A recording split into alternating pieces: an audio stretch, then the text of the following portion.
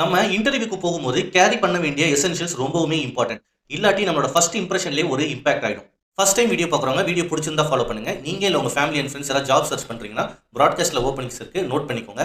Career ரிலேட்டடா உங்களுக்கு ஏதாவது டவுட்ஸ் இருந்துச்சுன்னா எனக்கு பர்சனலா டிஎம் பண்ணுங்க, நான் உங்களுக்கு ரிப்ளை பண்றேன். Essential one very important document file. நீங்க ஒரு ஃப்ரெஷரா இருக்கீங்கன்னா உங்க ரெஸ்யூம், உங்க எஜுகேஷனல் சர்டிஃபிகேட், ப்ரொவிஷனல் சர்டிஃபிகேட் எல்லாமே ஒரு டாக்குமெண்ட் ஃபைலா ப்ரிப்பேர் பண்ணி வச்சுக்கோங்க. எக்ஸ்பீரியன்ஸ் கேண்டிடேட், உங்க ப்ரீவியஸ் கம்பெனியோட ஆஃபர் லெட்டர், ரிலீவிங் லெட்டர் எல்லாமே கையில வச்சுக்கோங்க.